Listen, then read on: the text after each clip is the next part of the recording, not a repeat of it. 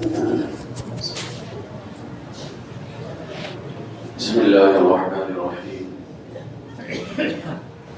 نحمده ونصلي ونسلم على رسوله الكريم أما بعد فأعوذ بالله من الشيطان الرجيم بسم الله الرحمن الرحيم وأن الساعة آتية لا ريب فيها وأن الله يبعث من في القبور صدق الله العظيم.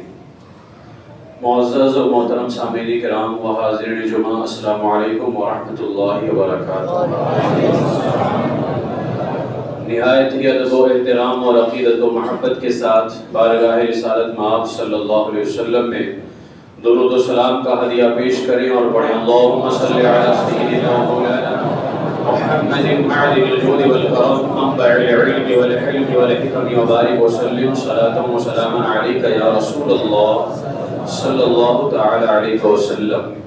نبی اور آل نبی کی بارگاہ میں حصول برکت کے لیے ایک مرتبہ اور پڑھیں صلی اللہ علیہ نبی الامی وآلہ صلی اللہ علیہ وسلم صلاة و سلاما علیک یا رسول اللہ صلی اللہ تعالی علیہ وسلم. خطبہ مسنونہ کے بعد جس آیت کریمہ کی تلاوت کرنے کا شرف حاصل کیا ہے، سورۃ الحج کے اندر یہ آیت کریمہ موجود ہے. اللہ تبارک و تعالی ارشاد فرماتا ہے وَأَنَّ السَّاعَةَ آتِيَةٌ لَا رَيْبَ فِيهَا، بے شک قیامت آنے والی ہے، لا ریب فیہا، اور اس میں کوئی شک نہیں. وَأَنَّ اللَّهَ يَبْعَثُ مَنْ فِي الْقُبُورِ، اور اللہ تبارک و تعالی جو قبروں میں ہیں انہیں دوبارہ اٹھائے گا. قیامت ضروریات دین میں سے ہے، برحق ہے اور اسلام کا ایک بنیادی عقیدہ ہے.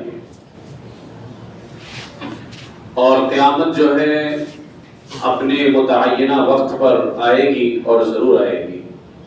اس کا انکار کرنے والا جو ہے ذرہ برابر بھی انکار تو کیا، اگر اس میں شک بھی کوئی کرے تو وہ کافر ہو جائے گا.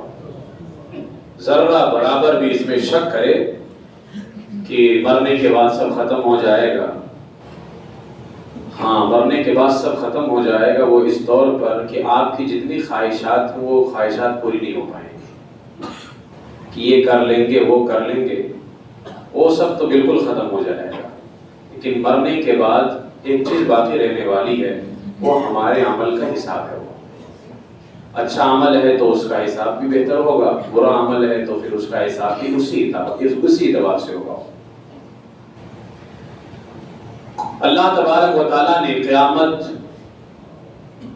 اپنے بندوں کے اعمال کا جائزہ لینے کے لیے، جیسا کہ سورہ ملک کے اندر اس کی وضاحت ہے الذی خلق الموت والحیات لیبلوکم ایکم احسن عملا، کہ اللہ تعالیٰ نے موت اور زندگی کیوں پیدا فرمائی؟ اس لیے تاکہ وہ تمہارے اعمال کا جائزہ لے. قیامت کی جب بات آتی ہے تو اس حوالے سے قیامت کی 3 قسمیں بیان کی گئی ہیں: قیامت صغریٰ، قیامت وسطیٰ اور قیامت کبریٰ. یہ قیامت کی 3 قسمیں ہیں. قیامت صغریٰ جو ہے یہ موت کو کہتے ہیں، چھوٹی قیامت. قیامت صغریٰ یعنی چھوٹی قیامت، موت کو بولتے ہیں. من مات فقط قامت قیامتہ، جو مر گیا اس کی قیامت قائم ہو گئی. ظاہر سی بات ہے آخرت کے اندر بندہ کوئی عمل نہیں کر سکتا ہے، نہ برا نہ اچھا. اسی طریقے سے مرنے کے بعد بھی انسان کوئی عمل نہیں کر سکتا ہے. تو موت ایک طرح سے قیامت ہے. اس لیے کہا کہ قیامت کی 3 قسمیں ہیں: قیامت صغریٰ، قیامت وسطیٰ اور قیامت کبریٰ. چھوٹی قیامت جس کو کہتے ہیں وہ موت ہے. قیامت وسطیٰ کیا ہے؟ قیامت وسطیٰ یہ ہے کہ کسی ایک دن اس زمانے کے سارے لوگ مر جائیں، پھر اللہ تعالیٰ دوسرے لوگوں کو پیدا فرمائے. اب یہ جو ہے پچھلی امتوں میں ہوا کرتا تھا کہ جب پچھلی قومیں کسی گناہ کے اندر مبتلا ہوتی تھی تو اللہ اللہ تبارک و تعالیٰ پوری قوم کو ہلاک کر دیتا تھا. تو کیا وہ قومیں جو گناہ کرتی تھیں وہ گناہ اس قوم کے اندر نہیں ہے؟ لیکن اللہ تبارک و تعالیٰ نے قرآن میں فرمایا ما کان اللہ لیعذبہم وانت فیہم. اللہ کی یہ شان نہیں ہے کہ اللہ پوری قوم کو ہلاک کر دے اس لیے کہ آپ ان کے درمیان بھی موجود ہیں. اللہ نے اپنے محبوب سے فرمایا کہ آپ ان کے درمیان ہیں اس لیے میں آپ کی پوری قوم کو ہلاک نہیں کروں گا. ورنہ آج جو پچھلی قوموں میں الگ الگ گناہ آتے وہ سارے جمع ہو کر کے اس قوم کے اندر ہیں. پچھلی قوموں نے ناپ تول میں کمی کی تو کیا یہ قوم نہیں کر رہی ناپ تول کے اندر کمی؟ سود کا کاروبار کیا تو کیا یہ قوم سود کا کاروبار نہیں کر رہی؟ شراب کے اندر مست ہوئے تو کیا آج یہ قوم شراب نہیں پی رہی ہے؟ لیکن شکر مناؤ. اسی لیے اعلیٰ حضرت فرماتے نا ڈر تھا کہ اس یہاں کی سزا اب ہوگی یا روزے جزا دی ان کی رحمت نے صدا یہ بھی نہیں وہ بھی نہیں. جو نبی تمہیں اتنا بچا رہے ہیں کم سے کم گناہ کرتے وقت میں اور ہدایت سے بھٹکتے وقت، خاص طور سے جب کوئی ہمارے یہاں خوشیوں کا موقع ہو اس وقت گناہ کرتے ہوئے ہمیں اس بات کا خیال رکھنا چاہیے کہ ہم کس نبی کے خلاف جا رہے ہیں جو ہمیں یہاں بھی بچانے والے ہیں اور آخرت میں بچانے والے ہیں. لیکن کچھ لوگوں کا حال ایسا ہے کہ انہیں سمجھانا ہی بیکار ہے. انہیں سمجھانے بیکار ہے، وہ نہیں سمجھتے. بہت سارے حضرات ہیں جنہوں نے توبہ کر لیا کہ شادی میں ڈھول تاشے گانے بجانے نہیں کریں گے. بہت سارے ایسے ہیں جنہوں نے یہ عہد کر لیا اس کو چلانا ہے چلاتا رہے ہم کرتے رہیں گے. میں انہیں ایک بات کہنا چاہوں گا، تم مجھے کیا جلاؤ گے؟ تم یہ سوچو کہ تم کس کے خلاف کام کر رہے ہو. تمہارے ڈھول تاشے گانے بجانے سے میرا کوئی نقصان نہیں ہونے والا ہے، تمہاری آخرت تباہ ہو جائے گی. اسی لیے میرے مرشد گرامی نے فرمایا تھا ہم وہی کہیں گے جو ہم کو ہمارا دین بتاتا ہے. عمل کرو تو تمہارا بھلا ہے، نہ کوئی عمل کرے تو اس میں نقصان ہمارا نہیں ہے تمہارا ہی نقصان ہے اس میں. تو کچھ لوگوں نے یہ عہد کر لیا ہے کہ جب تک ہم شریعت کے خلاف کام نہیں کریں گے ہم شادی کریں گے ہی نہیں. کرتے رہو. اللہ نے قرآن میں جہاں یہ فرمایا ہے کہ میں معاف کروں گا، وہی اللہ نے قرآن میں یہ بھی فرمایا ہے لام لان جہنم من الجنۃ والناس اجمعین، میں جہنم کو بھروں گا انسانوں سے اور جناتوں سے. اللہ کی شان معاف کرنا تو ہے ہی ہے لیکن اس کی پکڑ بھی بہت سخت ہے. اس کی پکڑ بہت زیادہ سخت ہے.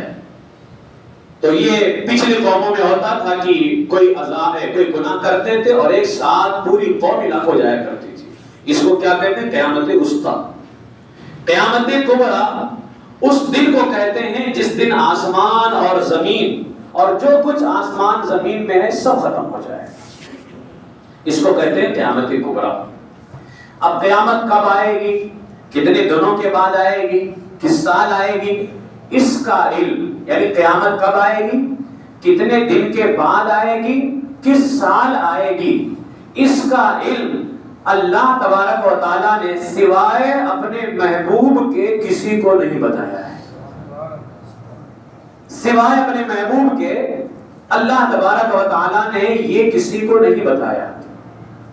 اور اللہ تبارک و تعالیٰ نے اپنے محبوب کو یہ علم عطا فرمایا کہ قیامت کب آئے گی، کس سال آئے گی، کتنے دن کے بعد آئے گی. لیکن ساتھ یہ بھی بتا دیا کہ اپنی امت سے اس کو چھپائے رکھنا، اس کو چھپائے رکھنا. اس لیے کہ قرآن میں ہے کہ قیامت اچانک آئے گی. اگر حضور بتا دیتے تو قیامت اچانک نہیں رہ جاتی. اور نبی جو ہوتا ہے وہ قرآن کو سچ بتانے والا ہوتا ہے، جھٹلانے والا نہیں ہوتا ہے. اگر وہ بتا دیتے کہ قیامت کس سال آئے گی، اب قرآن تو کہتا ہے اچانک آئے گی. بھائی جب اگر سال کا پتہ چل جاتا تو اچانک کیسے رہ جاتا؟ پھر تو کوئی بھی کہہ دیتا کہ قرآن میں جھوٹ لکھا ہوا ہے. قرآن کہتا ہے قیامت اچانک آئے گی اور ہم کو معلوم ہے کہ قیامت کس سال آئے گی. اس لیے اللہ نے فرمایا میرے محبوب یہ علم میں تمہیں دے رہا ہوں اور یہ علم اپنی امت سے چھپائے رکھنا. تو قیامت کس سال آئے گی اس کا علم اللہ نے اپنے محبوب کو عطا فرمایا لیکن اپنی امت کو بتانے سے منع فرما دیا. یہی وجہ ہے نا، آپ دیکھ لیں میرے آقا علیہ الصلوۃ والسلام نے مہینہ بھی بتا دیا ہے. محرم کا مہینہ ہوگا نا، قیامت جس مہینے میں آئے گی محرم کا مہینہ ہوگا نا، دن بھی بتا دیا ہے، جمعہ کا دن ہوگا، ظہر اور عصر کے درمیان قیامت آئے گی. مہینہ بتا دیا، دن بتا دیا، وقت بھی بتا دیا کہ مہینہ محرم کا ہوگا، دن جمعہ کا ہوگا، وقت ظہر اور عصر کے درمیان قیامت آئے گی. اچھا قیامت کہاں قائم ہوگی؟ ملک شام میں، وہ بھی بتا دیا. یہ نہیں بتایا کس سال آئے گی، اس کو چھپا لیا. روایتوں میں آتا ہے کہ حضرت عیسیٰ علی نبینا علیہ الصلوۃ والسلام سے کے بعد، یعنی جب ان کا وصال ہو جائے گا، حضرت عیسیٰ علیہ السلام قیامت کی قریب تشریف لائیں گے نا، تو جب ان کا وصال ہو جائے گا تو قیامت کی وہ خوشبودار ہوا گزر چکی ہوگی. حضرت عیسیٰ علیہ السلام کے انتقال کے بعد میں خوشبودار ہوا، حضرت عیسیٰ علیہ السلام جب دنیا سے انتقال کریں گے تو خوشبودار ہوا گزرے گی، اور وہ خوشبودار ہوا ایسی ہوگی جس سے تمام مومن کی روحیں آسانی سے نکل جائیں گی. تمام مومن کی روحیں، صرف کافر ہی کافر بچیں گے، کیونکہ قیامت جو ہے وہ مسلمانوں پر نہیں کافروں پر آئے گی. وہ تو حضرت عیسیٰ علیہ السلام کے انتقال کے بعد میں ایک خوشبودار ہوا چلے گی. وہ ہوا مسلمانوں سے لگ کر کے جائے گی تو مسلمانوں کی روحیں آسانی سے نکل جائیں گی. صرف کافر بچیں گے پوری دنیا کے اندر.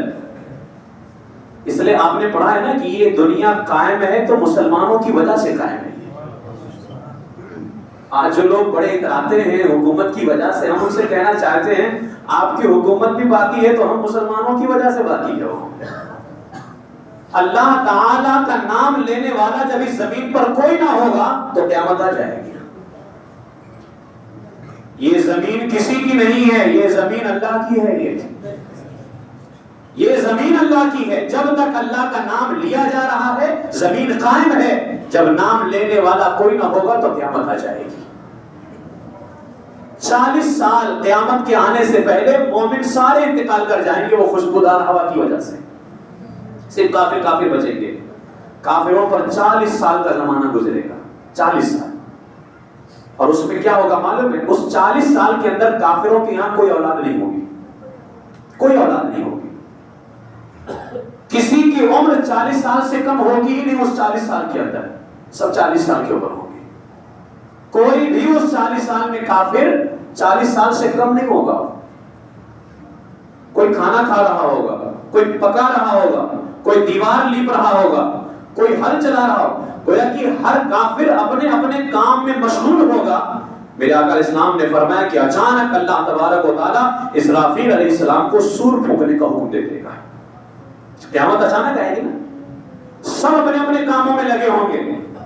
قیامت جیسے ہی آنے والی ہوگی اللہ تعالیٰ حضرت اسرافیل علیہ السلام کو سور پھونکنے کا حکم دے دے گا.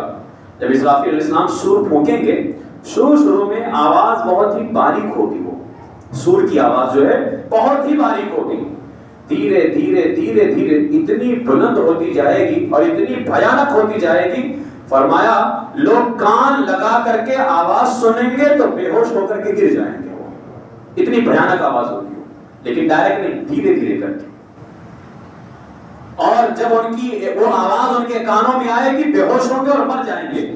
اتنا ہی نہیں، انسان تو کیا آسمان کے ٹکڑے ہو کر کے آسمان بھی بکھر جائے گا. اتنی بھیانک آواز ہوگی وہ سور کی آواز. زمین میں اتنا زبردست زلزلہ آئے گا، میرے آقا علیہ السلام نے فرمایا زمین کانپنے لگ جائے گی. پہاڑ کتنے مضبوط پہاڑ ہیں یہ. فرمایا یہ سارے پہاڑ ریزہ ریزہ ہو کر کے جیسے دھول اڑتا ہے نا دھول، فرمایا اس طرح سے یہ پہاڑ اڑیں گے صرف اس سور کی آواز کی وجہ سے. بتاؤ جو سور برداشت نہ کر سکے، سور سے بھی بڑھ کر کے تو اللہ کا عذاب ہے.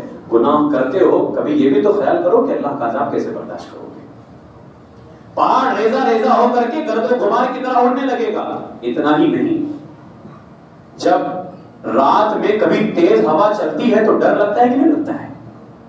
دن میں اگر وہی تیز ہوا چلے تو زیادہ ڈر نہیں لگتا ہے، لگتا ہے لیکن زیادہ نہیں لگتا ہے. لیکن اگر رات میں چلنے لگ جائے وہی تیز ہوا، آسمان کے ٹکڑے نہیں ہوئے، پہاڑ غبار نہیں بنا ہے ابھی، صرف رات میں، اندھیری رات میں تیز ہوا چلنے لگ جائے تو وجود کانپ جاتا ہے۔ اس وقت کیا ہوگا جب پہاڑ بھی غبار بن کر کے اڑے گا، آسمان ٹکڑے ٹکڑے ہو کر کے بکھر جائے گا۔ یہ جو سورج اور چاند میں نور دیکھ رہے ہو، میرے آقا علیہ السلام نے فرمایا جیسے جیسے سور کی آواز بلند ہوگی، چاند اور سورج کے اندر سے نور ختم ہو جائے گا، اندھیری ہی اندھیری ہو جائے گی، پوری تاریکی ہو جائے گی۔ فرمایا میرے آقا علیہ السلام نے جب یہ سب ہو جائے گا، یہاں تک کہ وہ سور جو سینگ کی شکل کا ہے، وہ سور بھی ختم ہو جائے گا اور حضرت اسرافیل علیہ السلام بھی انتقال کر جائیں گے۔ میرے آقا علیہ السلام نے فرمایا اس وقت سوائے دنیا کے اندر سوائے پروردگار عالم کے کوئی باقی نہیں ہوگا۔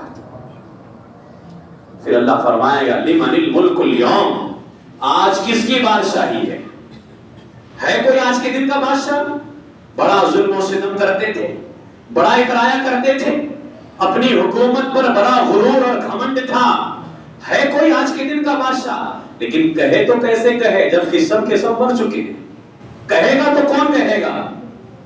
جب کوئی نہیں کہے گا تو اللہ خود فرمائے گا للہ الواحد القہار، آج صرف اللہ واحد قہار کی سلطنت ہے، صرف اسی کی بادشاہی ہے۔ پھر میرے آقا علیہ السلام نے فرمایا پھر جب اللہ چاہے گا اسرافیل علیہ السلام کو دوبارہ زندہ کرے گا اللہ تبارک و تعالیٰ، انہیں دوبارہ زندہ کرے گا، سور کو پیدا کرے گا جس سے سور پھونکا تھا انہوں نے سینگ کی شکل کا، اور پھر کہے گا اسرافیل دوبارہ سور پھونکو۔ میرے آقا اسلام نے فرمایا سور پھونکتے ہی تمام اولین و آخرین، یعنی جتنے پہلے انتقال کر چکے قیامت کے قریب انتقال کیے، سب کے سب جنات، فرشتے، انسان، جانور، غرض کی تمام جاندار، یعنی جن کے اندر جان ہے، چاہے وہ انسانوں میں سے ہوں یا جانوروں میں سے ہوں یا جناتوں میں سے ہوں یا کسی اور مخلوق میں سے ہوں، فرمایا سب کے سب زندہ ہو جائیں گے۔ اسی کو قیامت کہتے ہیں، سب کے سب زندہ ہو جائیں گے۔ پھر میرے آقا فرماتے ہیں اس دن سب سے پہلے اپنے بارے میں فرمایا اس دن سب سے پہلے میں پوری شان کے ساتھ اپنی قبر انور سے اٹھوں گا، سب سے پہلے میں پوری شان کے ساتھ اپنی قبر انور سے باہر آؤں گا، اور میرے داہنے ہاتھ میں میرے صدیق اکبر کا ہاتھ ہوگا، بائیں ہاتھ میں فاروق اعظم رضی اللہ تعالیٰ کا ہاتھ ہوگا۔ میرے آقا فرماتے ہیں اس کے بعد میں ان دونوں کو لے کر کے جنت البقیع شریف میں آؤں گا، وہ قبرستان جو حضور علیہ السلام کے قدموں میں موجود ہے۔ میرے آقا فرماتے ہیں پھر میں وہاں کے سارے مردوں کو ساتھ لے کر کے چلوں گا، اسی لیے ہم وہاں مرنا چاہتے ہیں کہ جنت میں ان کے ساتھ تو رہیں گے ہی رہیں گے، کاش اٹھنے میں بھی ان کے ساتھ ہو جائیں۔ پھر آقا اسلام نے فرمایا پھر میں اس قبرستان میں آؤں گا اور سب کو لوں گا، پھر اس کے بعد میں جنت المعلا جو مکہ شریف کے اندر قبرستان ہے۔ دنیا میں کوئی قبر جنت نہیں ہے، یعنی قبر جنت کے حوالے سے بات ہے کہ قبر حضور نے فرمایا کہ قبر جنت کے باغوں میں سے ایک باغ ہے، جہنم کے گڑھوں میں سے گڑھا ہے، لیکن پوری قبر جنت نہیں ہے، قبر والے پر ڈیپینڈ ہے قبر والا کیسا ہے۔ اگر قبر والا نیک ہے، مومن ہے، تو اس کی قبر جنت ہے، اور اسی قبرستان میں ہو سکتا ہے کوئی بہت ہی برا شخص بھی ہو تو اس کی قبر گڑھا ہے جہنم کے گڑھوں میں سے۔ دنیا میں صرف دو قبرستان ایسے ہیں جو پوری قبر جنت ہے، وہ جنت المعلا ہے اور جنت البقیع شریف ہے، پوری قبر جنت ہے۔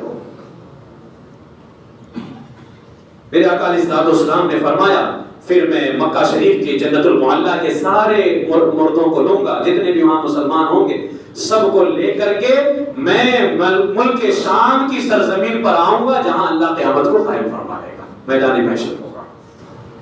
اب یہ میرے آقا علیہ السلام نے احادیث مبارکہ کے اندر اس کا ذکر فرمایا ہے، قیامت قائم ہوگی، اس کا ایک منظر میں نے صرف آپ کے سامنے پیش کیا کہ کس طرح سے قائم ہوگی۔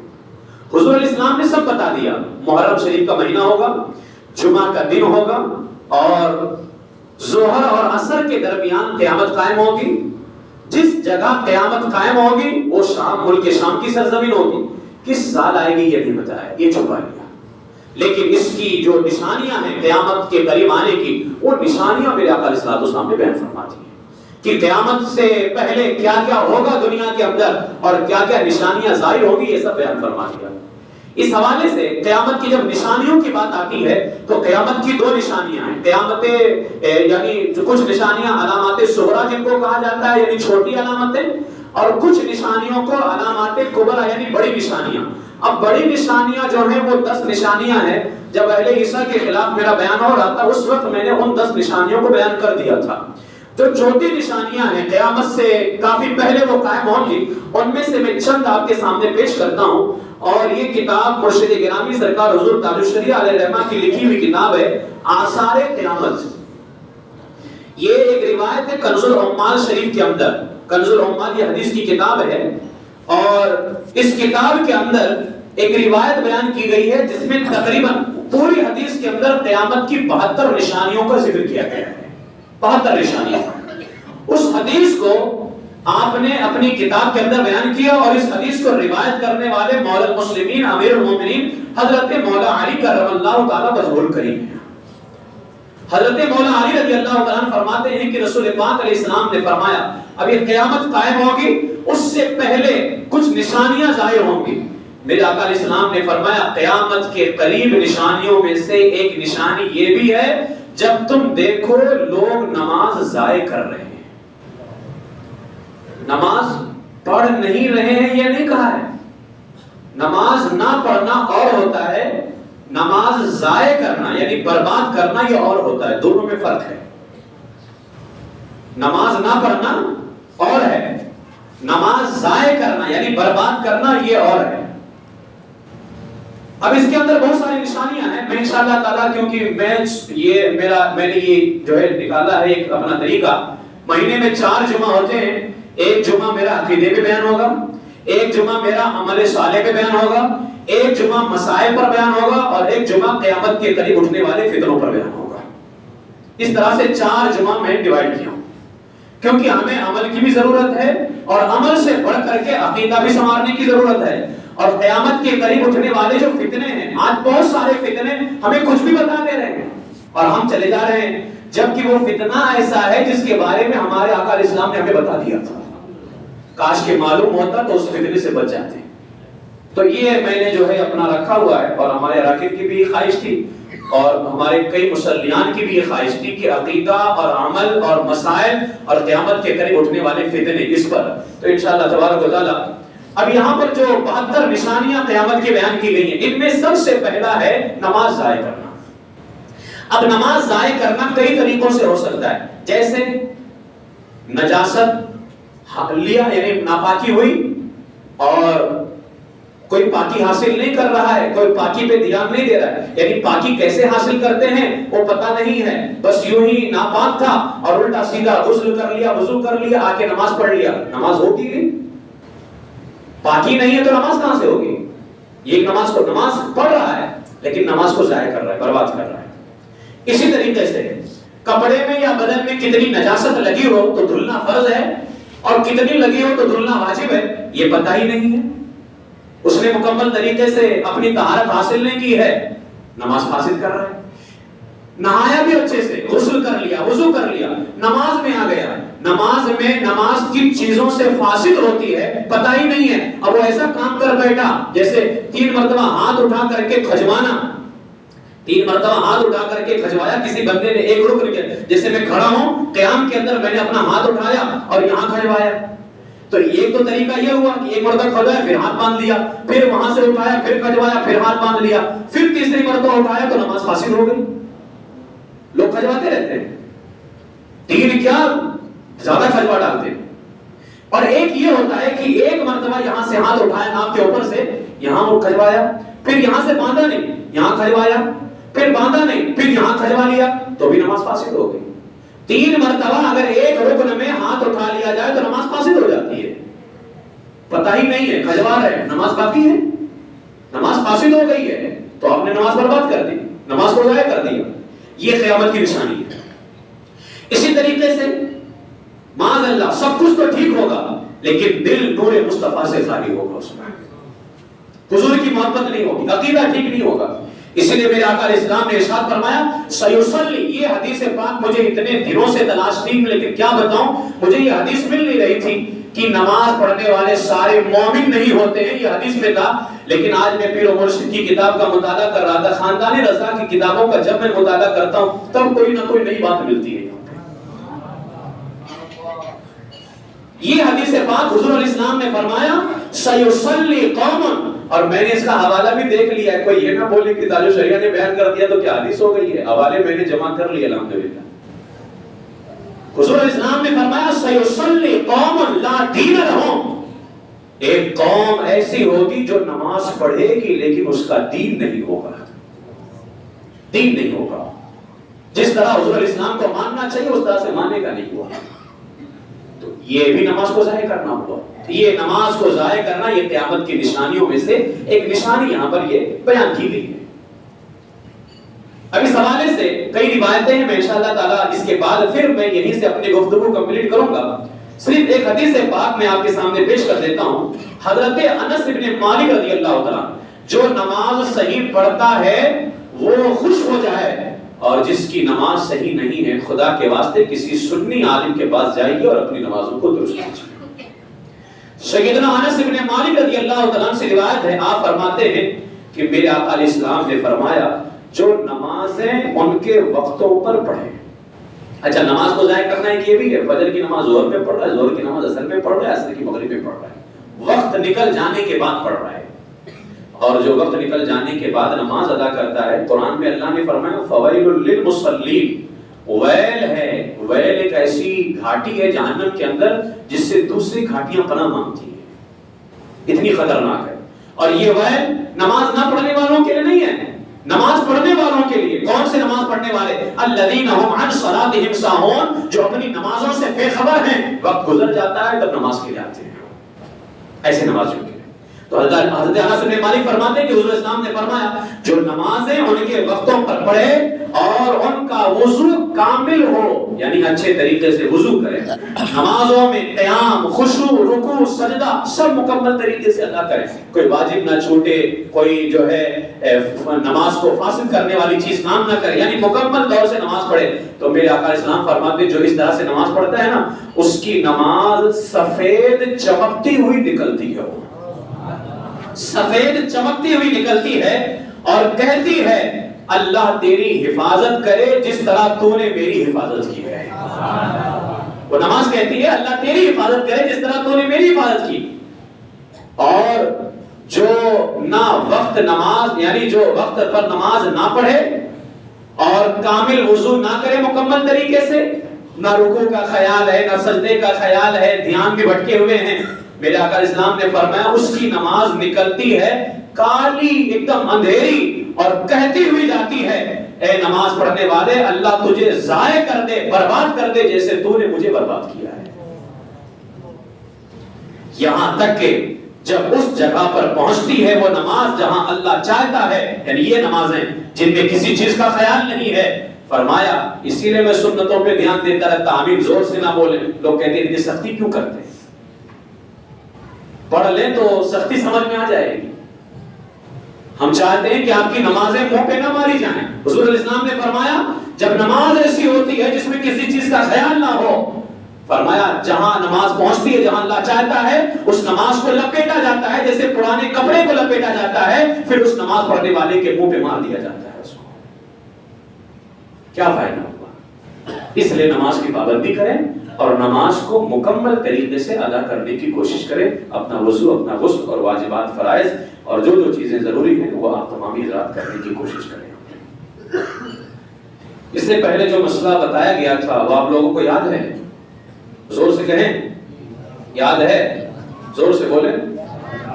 ہاں، وضو میں کتنے فرض ہیں؟ زور سے کہیں آپ۔ 4۔ اس پہ بھی سبحان اللہ ثواب ملے گا بولنے میں۔ نماز میں کتنے فرض ہیں؟ 4۔ یہ آج تیسرا ہفتہ ہے، 4 ہفتہ جیسے آنے والے جمعہ کو ہوگا، یہ پورا مسئلہ میں لکھ کر کے بورڈ پہ لگا دوں گا، اس کی پوری تیاری کرنی۔ وضو میں کتنے فرض ہیں؟ 4۔ پہلا کون سا ہے؟ ہاتھ دھونا، منہ دھونا